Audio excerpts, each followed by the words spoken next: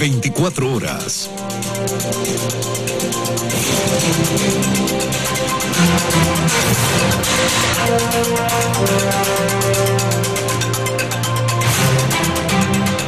Damos la bienvenida a esta hora en los estudios aquí en Guayaquil al economista Walter Spurrier. Él es analista con quien vamos a estar tratando el tema de este debate en torno a la ley de crecimiento económico, lo que trae la reforma presupuestaria también y las reformas al Código Orgánico y Monetario. Muy buenos días, economista. Gracias por acompañarnos. Muchas gracias, Liz, por tenerme.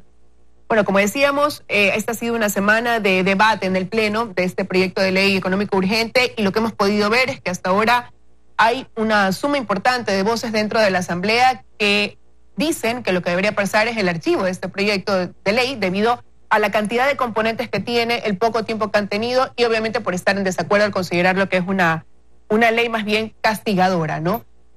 ¿Sería esta una opción viable analizar el hecho de tener que archivar ese proyecto? ¿Hay las condiciones en el país para que se vayan por esa vía? ¿Qué considera usted? Bueno, alguna razón tienen los que hablan de archivar el proyecto de ley porque es un proyecto muy grande y no tienen mucho tiempo para poderlo discutir y pulir. Pero si no pasa el proyecto de ley, el problema que va a tener el gobierno a fin de año va a ser muy grave. Para empezar, el gobierno cuenta con recibir 2 desembolsos del Fondo Monetario para poder atender sus cuentas de fines de año y no creo que los pueda recibir esos 2 desembolsos si se incumple con hacer un esfuerzo por el lado fiscal de incrementar sus ingresos.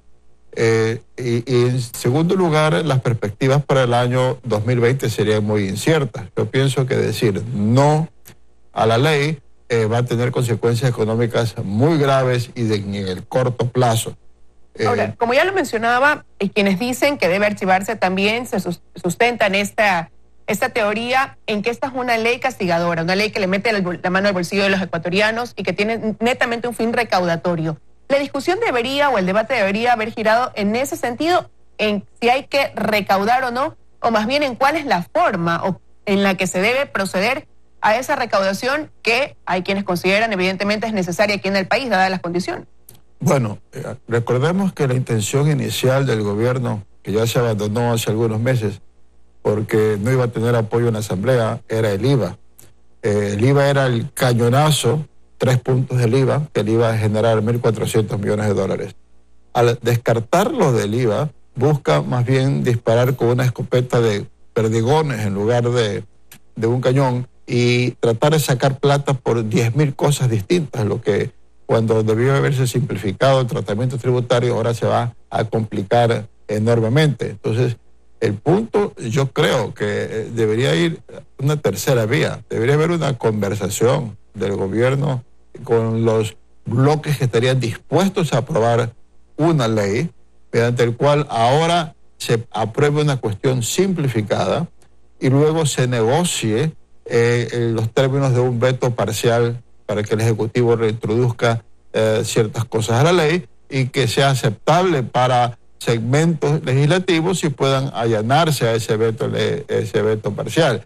Pero si no tenemos ese entendimiento, las opciones son o nos quedamos sin ley con el tremendo problema que eso nos va a significar a fin de año, o tenemos una ley que tiene muchas imperfecciones y que debe depurarse. Pero cuando usted habla de una aprobación de algo simplificado, ¿qué se incluiría dentro de eso? Porque lo que han dicho desde la Asamblea es que también se lo podría dividir en tramos, ¿no? Hay cosas que son efectivamente urgentes y otras que podrían esperar para ser analizadas ya dentro de un tiempo prudente. Bueno, lo que sucede es que el gobierno tenía 3 compromisos en su plan económico con el fondo. El uno, una ley de código de finanzas públicas para blindar y organizar bien cómo se manejan las finanzas públicas y que no haya abusos de futuros gobiernos. Una ley para reorganizar el aspecto monetario y la tercera para reformar la parte fiscal, generar ingresos básicamente. Pero se han añadido una cantidad de cosas que no tienen nada que ver con eso. Y por lo tanto, en primer lugar, se podrían eliminar todas esas 3 cosas y centrarnos en esos 3 puntos importantes. Y dentro de eso, todo tributo que se lo considere discutible o inconveniente, no incluirlo en lo que apruebe la Asamblea, porque igual habrá las negociaciones con el gobierno, bajo este planteamiento que estoy haciendo, para reintroducir algunas otras medidas vía veto parcial. Acordémonos con lo que prevé la Asamblea, el presidente puede hacer veto parcial. Pero no creo que pueda haber este acuerdo de la Asamblea si es que piensan que el gobierno va a reintroducir todo mediante veto parcial. Entonces, ese es el problema. Quizás esa propuesta, economista, iría en el sentido de lo que hoy quisieran algunas bancadas, y esto es que se apruebe una ley que contenga así un sacrificio fiscal, pero que no dé paso a esta parte recaudatoria, que es lo que ellos consideran que estaría castigando a los ecuatorianos. Si se diera ese camino de ir por esta vía de, repito, de una ley que contenga solo un sacrificio fiscal y que esa de ahí sea la vía principal, ¿qué consecuencias podría traer? Quizás el hecho de agrandar el déficit que hoy tiene el país, por ejemplo. Bueno, sí, eso no sería viable. El punto central de la ley es generar más ingresos para el fisco. Y si la ley al final les va a significar que se reducen los ingresos para el fisco, eso no es viable. En ese caso, a lo que nos iríamos es a que el presidente haría un veto parcial en que reintroduciría su proyecto inicial. Por eso es que es necesario de que haya algún tipo de diálogo, conversación y concertar algo en que se creen ingresos para el Estado, pero de una manera en que sea más aceptable con el aporte que puedan hacer los asambleístas y sus asesores, a lo que sea más aceptable para el país. Pero no puede dejar de generarse ingresos con esa ley, porque la situación es sumamente grave. Nos vamos a exponer que a fines de año, si no tenemos estos apoyos del Fondo Monetario, vamos a tener que o tratar de colocar bonos a precios de chulco, porque el riesgo país se iría por las nubes, o sencillamente a que el gobierno tenga que dejar de hacer pagos. Pero ingresos que son necesarios tenerlos y que deben ser solamente bajo acciones que tome el gobierno y dejarle netamente esa responsabilidad, o ingresos en los que debemos apoyar a todos. Y se lo pregunto porque hay una factura que está pendiente, hay un arrastre, un mal manejo económico del gobierno anterior, y ahora la pregunta es, ¿quién entonces debe pagar esa factura que está ahí pendiente? Bueno, el asunto es de que en el fondo lo que tiene que hacerse es reducir el gasto excesivo del Estado. El Estado se ha vuelto sumamente obeso, pero todos sabemos que en una dieta no se consiguen todos los resultados en 24 horas. Entonces, si bien yo pienso que lo central es reducir el excesivo gasto del Estado, en este instante tiene que generarse nuevos ingresos y luego paulatinamente ir reduciendo la necesidad de tanto crédito, de tanto impuesto, debido a que el Estado maneje su dinero de manera más eficiente en lugar de haber tanto desperdicio como el que se creó en los últimos 10 años. Bueno, y ahora también dentro de esto entra el tema de la proforma, ¿no? Para el 2020, y esta proforma tiene un déficit de más de 3.000 millones de dólares, aunque algunos, como lo ha dicho el jefe del Observatorio de Política Fiscal en una entrevista, dicen que en realidad serían casi 5.000 millones de dólares los que tendríamos de déficit. ¿Qué hacer para cubrirlos? Bueno, el asunto es qué hacer para reducirlo. Entonces, porque el déficit viene dándose desde hace muchos años. El gobierno anterior, incluso en los precios de altos precios de petróleo, estaba incurriendo en déficit muy fuerte. Hay que irlo reduciendo. Y para irlo reduciendo, el gobierno tiene que ir cortando su gasto corriente. Las administraciones públicas tienen que usar el dinero de manera más eficiente, como hace una empresa. Una empresa no bota el dinero en cosas que no le sirven, sino que lo invierte en lo que sirve. Incluso ministerios como Salud y Educación, su presupuesto deben utilizarlo en mejorar la educación y mejorar la salud y eliminar puestos de escritorio que no se añade nada. Por supuesto, en la administración central igual. Y mientras tanto hay que ir reduciendo el déficit, no se lo puede eliminar de una vez por todas. La reforma tributaria en parte va justamente a eso, a aliviar ese déficit, el alza de los combustibles que se dio marcha atrás, pero que se va a retomar de alguna u otra manera, también va a la reducción de ese déficit. Reducir el déficit significa menos necesidad de nuevos créditos externos, porque más créditos externos significa que la situación va a ser peor más adelante. Y en ese sentido usted ha tocado dos puntos que justamente a los que hizo referencia el ministro Martínez esta semana aquí en este espacio. Uno, él decía la reducción de la masa salarial en un 4,8%, que ese es uno de los objetivos que se ha planteado el gobierno, pero ¿cómo tener la certeza de que no se va a quedar simplemente en algo que diga en un papel y que se va a cumplir? Porque una gran queja durante todo este año es que pese a ese ofrecimiento de la reducción del gasto público, no se ha dado quizás en los pasos o en el ritmo que debería darse, que sigue siendo una deuda pendiente por parte del gobierno. Y por otro lado, usted mencionó esta eliminación de los subsidios, que ahora está en un diálogo. El gobierno ha presupuestado ya no 1.500 millones producto de eso, sino menos de la mitad, casi 700 millones. Pero sigue siendo una cifra incierta, porque aún no termina ese diálogo, no terminan de ponerse de acuerdo y a la larga no sabemos cuál va a ser la conclusión a la que se llegue y por ende cuál va a ser la cifra real de recaudación a través de una medida como esta. Entonces estaríamos hablando sobre supuestos. Bueno, sí, pero yo pienso que el gobierno, en el caso de los combustibles, mi impresión es que ellos ya tienen una idea de cuánto quieren recaudar de eso.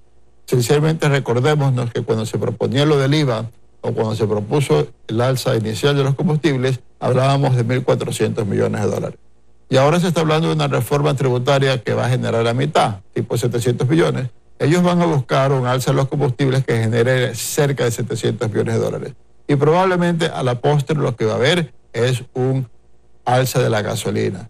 La gasolina extra y Ecopaís subirán a lo mejor a un precio fijo o si no un precio flotante para que genere aproximadamente ese valor. Eso creo que es lo que se va a hacer. En cuanto a la reducción del gasto público, yo creo que va a tener que seguir haciéndose presión en el gobierno a que realmente lo haga, ¿no? Hay todavía una gran cantidad de empleados que tienen contratos, o sea que no tienen estabilidad. Y eso hay que diferenciar bien entre los que están dando servicios reales, maestros, personas de salud, y los que sencillamente son inspectores de atmósferas que se les pagan por favores políticos. A esos segundos van a tener que irse, no queda más.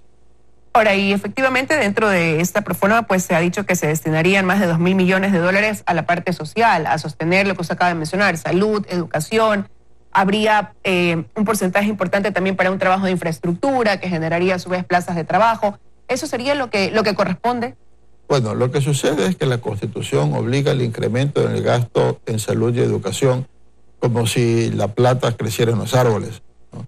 Y el gobierno se vio obligado por la Constitución a seguir aumentando los gastos aunque no tiene dinero. A las finales ese es un problema. Va a tener que recortar drásticamente en otros sectores y tiene que seguir subiendo en salud y educación.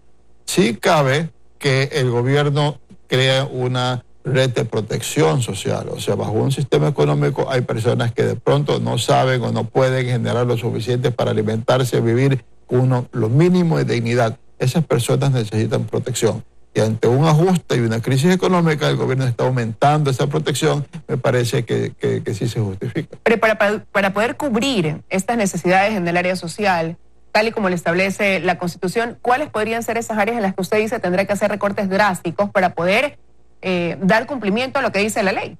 Bueno, hay el asunto de servicios generales, o sea, los que no son de apoyo directo a la población en servicios al ciudadano, y por ahí debe ir un recorte. Tiene que ir también por el lado de las empresas públicas. Las empresas públicas tienen mucha ineficiencia. Ahí debe también recortar de manera importante.